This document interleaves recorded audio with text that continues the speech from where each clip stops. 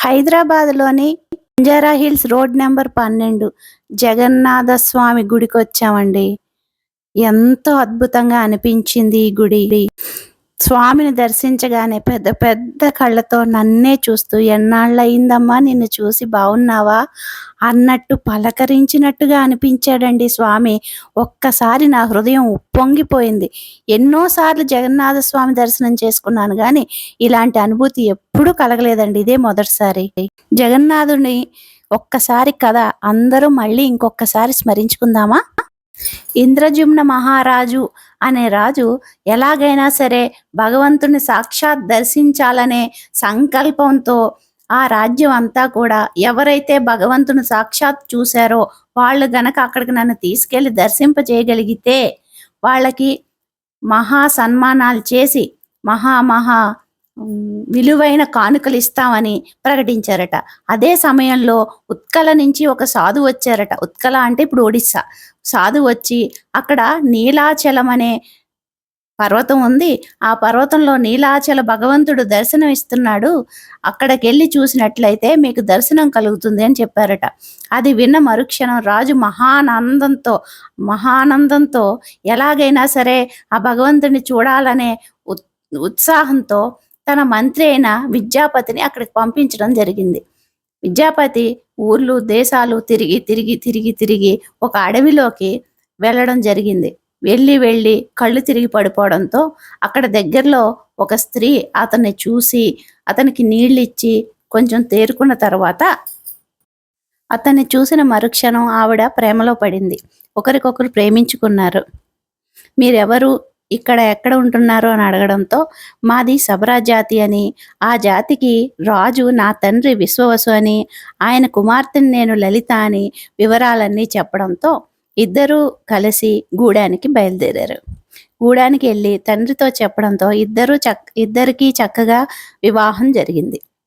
అందరూ ఒప్పుకొని కొన్నాళ్ళకి ఈయన మహారాజు ఎలాగైనా సరే మీరు చూసే రోజు దర్శించే స్వామిని నాకు దర్శనం చేయించండి అని అడగడంతో సరే అని ఒప్పుకొని, కానీ ఒక షరతు, తోవ అంటే ఎలా వెళ్ళాలి అన్నది మాత్రం మేము చెప్పమని కళ్ళకు గంతలు కట్టేసి తీసుకెళ్ళడం మొదలుపెట్టారు. ఆ దారంతా ఈయన మంత్రి గారు చాలా తెలివితేటలతో ఒక చిన్న గుడ్లో ఆవాలేసి చిన్న రంధ్రం పెట్టి ఆ దారంతా పడేటట్టుగా చేశారు. అక్కడికి వెళ్ళిన తర్వాత కళ్ళకు గంతలు తీసిన మరుక్షణం నీల మేఘశ్యాముడు ఆ వాసుదేవుడు చతుర్భుజాలతో దర్శనమిచ్చాడు. ఒక చేతిలో శంఖము, ఒక చేతిలో చక్రము, మరొక చేతిలో గద, ఇంకొక చేతిలో కములము. కలువ పువ్వు మీద లక్ష్మీదేవి కూర్చునుంది. అన్నీ కదలాడుతూనే ఉన్నాయి. అంటే సాక్షాత్తు నారాయణుడే అక్కడ ఉన్నాడు. ఆ దర్శనం చేసుకుని మహా ఆనంద పారవస్యంలో ఉంటుండగా పక్కనే ఒక చిన్న కుండ ఉంది. ఆ కుండంలో ఒక ఆకాశం నుంచి వచ్చి ఒక పక్షి దానిలో ములిగిన మరుక్షణం చతుర్భుజాలతో వైకుంఠవాసుడై వైకుంఠానికి వెళ్ళిపోయిందట. అంత శక్తివంతమైన కుండం. ఆ కుండం ఇప్పటికీ ఉందండి. ఆ దర్శనం చేసుకొని అద్భుతంగా మళ్ళీ ఆ అద్భుతాన్ని ఎలాగైనా రాజుగారికి చెప్పాలని ఆనంద పారవస్యంలో ఉంటుండగానే ఆయన మళ్ళీ కళ్ళకు గంతలు కట్టి తిరిగి తీసుకొచ్చేశారు. ఈ మంత్రి గారు వర్షాలు పడేంత వరకు వేచి చూసి, వర్షాలు పడిన తర్వాత అటువైపుగా వెళ్ళి చూస్తే చక్కగా ఆవాలు చిన్న చిన్న మొలకలతో, చిన్న పసుపు రంగు పూలతో చక్కగా మొలకలు వచ్చి ఉన్నాయి. మరుక్షణం ఆయన రాజ్యానికి వెళ్ళి రాజుగారిని తీసుకొని వచ్చి ఆ దారిలోనే వెళ్ళి భగవంతుడిని దర్శించుకున్నాం అన్న ఆనందంలో ఇద్దరు లోపలికి వెళ్ళేసరికి అక్కడ భగవంతుడు లేడు, అంతర్ధానం అయిపోయి ఉన్నాడు. అక్కడ కుండం మాత్రమే ఉంది. ఆ బాధ తట్టుకోలేని యాతన, విరహ వేదనే అని చెప్పాలండి. అంత బాధతో రాజు తిండి మానేసి నిరాహారుడై అలాగా స్వామినే జపిస్తూ నేను చేసిన తప్పేంటి, నన్ను ఎందుకు నాకు దర్శనం ఇయ్యలేదు స్వామి అనుకుంటూ ఉన్నారటండి. ఒకరోజు నిద్రపోయిన తర్వాత నిద్రలో సాక్షాత్ ఆ నారాయణుడే దర్శనమిచ్చి ఇది కాదు, దీనికన్నా గొప్ప రూపంలో నీకు నీ ప్రజలకి సకల విశ్వానికి దర్శనం ఇస్తాను. నదిలో కొట్టుకు వచ్చిన ఒక పెద్ద దుంగ వస్తుంది. దాన్ని తీసుకొని నా విగ్రహాలు చెక్కించి నీవు కట్టిన ఆ ఆలయంలో ప్రతిష్ఠింపమని చెప్పారటండి.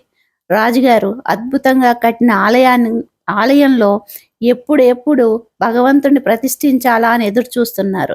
ఎంతో మంది శిల్పులు వచ్చారు గాని ఎవ్వరికీ చెక్కడం రావడం లేదు, అవ్వడం లేదు. అప్పుడు సాక్షాత్తు విశ్వకర్మ బ్రాహ్మణుడి రూపంలో వచ్చి, నేను 21 రోజుల్లో ఈ శిల్పాలు చెక్కుతానని, లోపలికి ఎవ్వరూ రావడానికి వీల్లేదని, నేనే బయటకొస్తాను అంతవరకు వేచి ఉండమని చెప్పి లోపలికి వెళ్ళారు. కొన్నాళ్ళయిన తర్వాత ఉలి శబ్దాలన్నీ ఆగిపోవడంతో రాజు భార్య అయిన గుండీచ, అయ్యో బ్రాహ్మణుడు ఎలా ఉన్నారో ఏటో, తిండి తిప్పలు లేకుండా బతికున్నాడో లేదో అనే బెంగతో, ఎలాగైనా సరే స్వామి మీరు తలుపులు తీయించండి, ఆయన ఉన్నారో ఎలాగున్నారో చూద్దామనే యాతనతో తీయమంటే తీసిన మరుక్షణం భగవంతుడు ఒక్క ముఖం వరకే చిక్కి సగం సగం చెక్కబడి ఉన్నాయి. అయ్యో ఎంత మహాపాపం చేశాము, తప్పైపోయింది, తలుపు తెరిసి అని ఎంతో వేదన పడిన తర్వాత మళ్ళీ స్వామియే సాక్షాత్కరించి ఇదే నా స్వరూపమని, ఈ కళ్ళతోనే అందరినీ చూసి ఆశీర్వదిస్తాను అని చెప్పి ఈ శిల్పాలని ప్రతిష్ఠింపమని, సాక్షాత్ బ్రహ్మయే వచ్చి ప్రతిష్ఠిస్తారని ఆశీర్వదించి అంతర్ధానమయ్యారు. అలా పూరి జగన్నాథ స్వామి ఆ రకంగా చక్కగా స్వామి మనకి సంపూర్ణమైన ఆశీర్వాదం ఇస్తూ, జగన్నాథ బలభద్ర సుభద్రాదేవుల విగ్రహాలు మనం ఈరోజు పూరిలో చూస్తున్నామండి. అంత గొప్ప నారాయణుడే సాక్షాత్ ఆయనంతటా ఆయనే విగ్రహ రూపంలో వచ్చి మన కోసం మనందరినీ ఆశీర్వదించి మనల్ని పునీతులు చేసిన నారాయణుడికి కోట్ల ప్రణామాలు కదండి. నారాయణ నారాయణ, జగన్నాథ జగన్నాథ జగన్నాథ జగన్నాథ, ఓం నమో నారాయణాయ. ఈసారి జగన్నాథుడిని చూసినప్పుడు ఒక్కసారి తేరిపారా ఆయన కళ్ళల్లోకి చూడండి. సాక్షాత్ ఆ నారాయణుడే మీతో మాట్లాడుతున్నాడా అన్నంత మనసు ఉప్పొంగిపోతుందండి. ఇది నేను అనుభవించాను, అందుకే మీకు చెప్తున్నాను.